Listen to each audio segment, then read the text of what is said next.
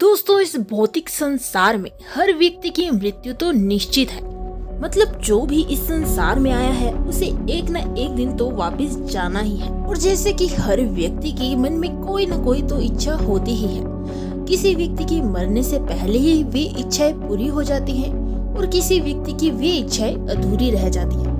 तो क्या वे व्यक्ति मरने के बाद भी अपनी अधूरी रह गई इच्छा को पूरा करने आ सकते हैं?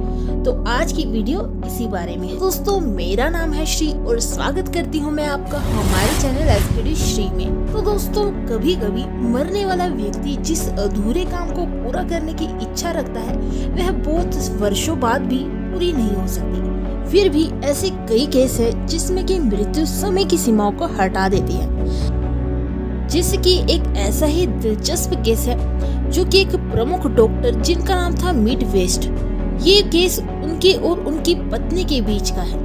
मिड वेस्ट नौकरी पेशा व्यक्ति थी और उनकी धर्मपत्नी वो भी एक शिक्षाविद थी। उनके 2 बच्चे हुए।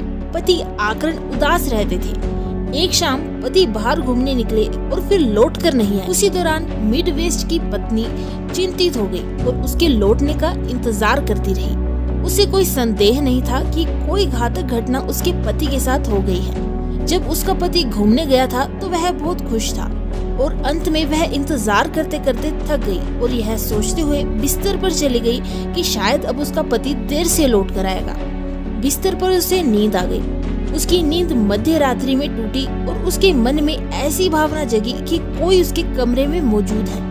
जो ही उसने आंखें खोली उसे पैताने की ओर अपने पति की छायाकृति खड़ी दिखाई दी और तत्काल ही उसे ये एहसास हुआ कि उसका पति मृतकों के लोक में चला गया है और वह उससे कह रहा है कि तुम चिंता मत करना।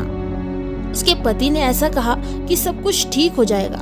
वाली नामक एक व्यक्ति जो कि मिड वेस्ट की पत्नी का पहले काफी अच्छा दोस्त हुआ करता था, तो उसके पति ने बोला, यानी कि मिड वेस्ट ने कहा कि वाली तुम्हारी और बच्चों की देखभाल करेगा। फिर वह प्रेत आत्मा अदृश्य हो जाती है। अगले दिन उसे सूचित किया गया कि गहरी उदासीनता के क्षणों में उसके पति ने अपने को गोली मारकर आत्महत्या कर दी थी। इस समाचार से वह शोक सागर में डूब गई और वह प्रेत छाया वाली बात को भूल ही गई या उसने उसे स्वप्न मारकर भुलाने की कोशिश की। हालांकि वह अपने दिल में समझती थी कि उस समय वह पूर्ण रूप से जागृत अवस्था में थी। मतलब कि वह उस समय जाग रही थी और उसने अपने पति को सचमुच अपने बिस्तर के पायदाने खड़े देखा था। ऐसे ही फिर 2 वर्ष बीत गए और वह घटना उसके अवचेतन मन में दुबक कर रह गई। जिस समय यह संदेश मिला था वह उसका अर्थ समझ न सकी। वाली उसके पति का और स्वयं उसका गहरा मित्र था। इसके अलावा उनका वाली के साथ कोई संबंध नहीं था। एक दिन फोन की घंटी गंजना उठी।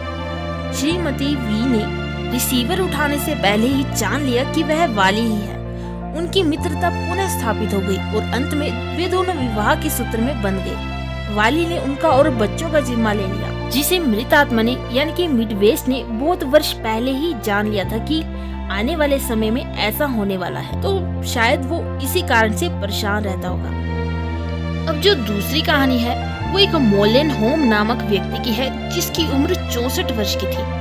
मोलेन होम जो कि विवाहित था और अपने परिश्रम से अर्जित धन से कैलिफोर्निया में घर बनवा रहा था। उसकी विद्वतापूर्ण आलोचनाएं और साहित्यिक व दार्शनिक लेख बुक्स अवार्ड जैसे प्रकाशनों में छपते थे। उसके पिता जो कि एक संगीतज्ञ थे और साहिक अनुसंधान में भी उनकी गहरी रुचि थी। जब 1920 में उनकी मृत्यु हो गई तो उसके परिवार को संकटपूर्ण स्थिति से गुजरना पड़ा। मोलेन होम को परिवार का खर्च चलाने के लिए भी काफी कड़ी मेहनत करनी पड़ती थी और कुछ दिनों बाद उसकी माँ की भी मृत्यु हो जाती है। वह जब अपनी माँ की अंत्येष्टि में पहुंचा तो उसे बतलाया गया कि उसकी माँ के शव को थ्रीवुड सिमेट्री में दफनाया जाएगा। यह आश्वासन पाकर वह वापस कस्बे से बाहर अपने काम पर चला गया और 1 महीने बाद अपने घर को लौटा। एक दिन उसे एक विचित्र सपना आया कि उसकी स्वर्गीय माँ उसके सामने आई और वह एक छोटे से कमरे से निकलकर बाहर आई थी। वह कमरा अंधेरे में डूबा हुआ था और वह स्वयं बहुत कष्ट में थी। वह बोली, सब कुछ उलट पुलट हो गया। उसने शिकायत की कि मेरा शव गलत स्थान पर पहुंच गया है मोलेनहोम ने सपने में ही उसे धीरज बंधाया कि ऐसा नहीं होगा, लेकिन इसके उत्तर में उसकी माँ ने एक छोटी सी टेबल उसे दिखाई, जिसके ऊपर एक टोकरी में एक छोटा सा तांबे का डिब्बा रखा हुआ था। जब सुबह काल मोलेनहोम जागा तो उसने इसे वाहियात स्वप्न समझकर सोचने लगा कि उसकी माँ की मृत्यु के कारण से जो दुख उत्पन्न हुआ है उसी के कारण ऐसा स्वप्न आया होगा।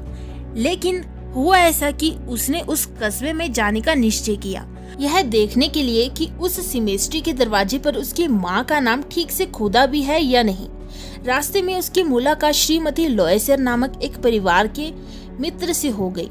उसने मोलेनहोम को बताया कि वह अभी अभी सिमेट्री में उसकी माँ को श्रद्धांजलि देने गई थी और उसकी माँ का शव वहाँ नहीं था। यह सुनकर मोलेनहोम ने श्रीमती लोएसर से अनुरोध किया कि वह इस बात की जांच के लिए उसके साथ सिमेट्री चले। निसंदेह उसके पिता का शव वहाँ था और उसकी माँ का नहीं था। उसने केयर टेकर से ये प्रश्न किया तो उसने रजिस्टर में दर्ज नामों की सूची की जांच की। फिर गुस्से में आकर मोलेनहोम वेनक्रो के अंत्येष्टि पार्लर में गया। कुछ जांच पड़ताल के बाद वहां के कर्ता धर्ता से मालूम हुआ कि उसकी मां का ताबूत कभी भी उस इमारत से बाहर ही नहीं निकला। मोलेनहोम तब स्वयं उस ताबूत को निश्चय सिमेट्री ले गया और फिर सभी व्यवस्था करवाई। यह एक विचित्र संयोग था कि वह उसी रास्ते पर आया जिस पर अक्सर अपनी माँ के साथ, जबकि वे साथ साथ पोंड लोम जाया करते थे, और उस समय अचानक उसने एकाएक अपनी माँ की वहाँ उपस्थिति का अनुभव किया। वह प्रसन्नचित्त थी। तो दोस्तों, यह तो थी दो ऐसी विचित्र घटनाएं जिससे यह मालूम पड़ता है कि मृत आत्माएं भी मरने के बाद जीवित व्यक्ति के साथ अपना संपर्क स्थापित कर सकती है, और यदि उनकी कोई अधूरी इच्छाएं रह जाती है तो वे स्वप्न के माध्यम से या फिर खुद सामने आकर अपनी इच्छाओं को पूरा करने के लिए जोर भरती हैं। इसी के साथ फिर मिलेंगे एक और नई विचित्र वीडियो के साथ। वीडियो पसंद आई है तो इसे लाइक और चैनल को सब्सक्राइब करना न भूलिएगा। धन्यवाद।